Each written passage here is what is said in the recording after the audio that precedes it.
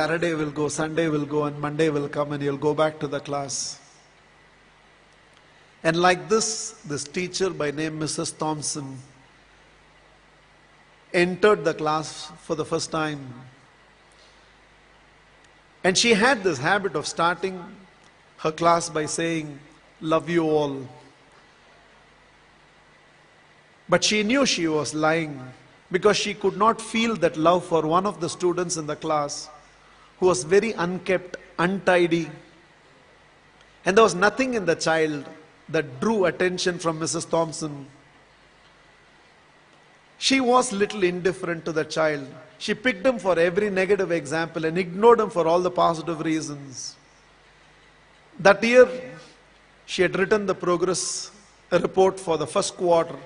And it was a system in the school that the headmasters have to countersign every progress report. The headmasters called for Mrs. Thompson and told Mrs. Thompson, a progress report should report some progress. It should make a parent feel my child has a future. The way you've written the progress report for Teddy, that is how he was called. The way you've written the progress report for Teddy, parents will give up on Teddy. Mrs. Thompson immediately said, there's nothing I can do. I have nothing positive to write about the child.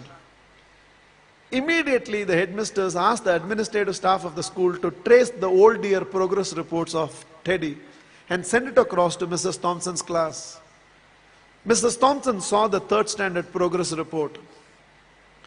And it was written, the final remarks, Teddy is the brightest child in the class. She was stunned by what she read. She saw the fourth standard progress report, and progressively all the remarks suggested that Teddy's mother was suffering from terminal cancer. She is not able to give the attention she used to give to Teddy, and it's just beginning to show up on the performance of Teddy. The fifth standard progress report read, Teddy had lost his mother and along with that himself. He desperately needs help, otherwise we will lose this child. By then there were tears in the eyes of Mrs. Thompson. She looked at the principal and said, I know what to do. And she went back to the class. Probably it was a Monday morning. She walked into the class and again from the dais of the class, looked at the class and said, love you all. But she knew she was lying. The love she was feeling for Teddy right now was far, far greater than the rest of the class. She decided that she is going to change her approach. For every positive reason, Teddy's name was called. There was no more a negative reference to the whole thing. The last day of the school came. All the children had brought some gifts for the teacher. There was only one gift which was wrapped up in an old newspaper. Somehow, the sense of a teacher, she knew that it must be from Teddy. She opened that first. A half-used perfume bottle and a bracelet from which a few stones had already fallen was there. The whole class laughed, knowing it was from Teddy. But without saying anything, Mrs. Thompson just took that half-used perfume bottle, sprayed it on her, wore that bracelet. With a quarter smile, it seems Teddy told, now you're smelling like my mother. This is the last perfume that she used before she left me. And this is what was removed from her body before she was taken into the coffin. 1 year later, end of the school, end of the year, there was a letter on Mrs. Thompson's table.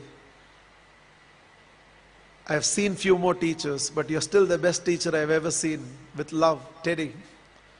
Every year till the end of the year, Mrs. Thompson used to get this letter from Teddy. I've seen few more teachers, but you're the best teacher I've ever seen, Teddy.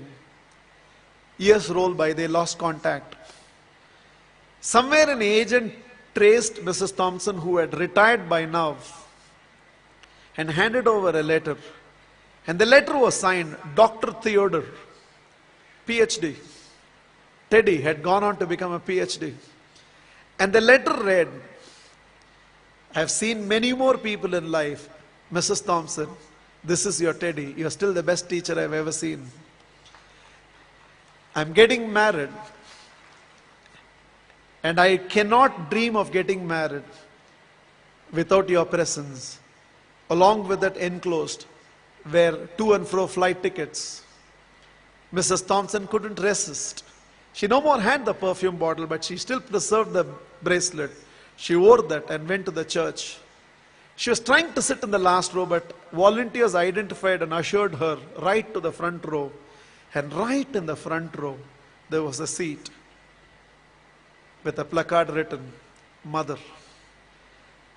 Theodore personally asked Mrs. Thompson to sit in the chair and whispered, "You are the closest to my mother that I have ever experienced. And whatever I am today, it's because of you, ma'am." The wedding happened, and after the wedding, Theodore introduced Mrs. Thompson to his newly wedded wife. Without her, I wouldn't be where I am today. There were tears in Theodore's eyes. It seems Mrs. Thompson told the newly wedded woman, "Without Teddy, I would have never realized a teacher must first be a mother to every student of hers, and only then a teacher."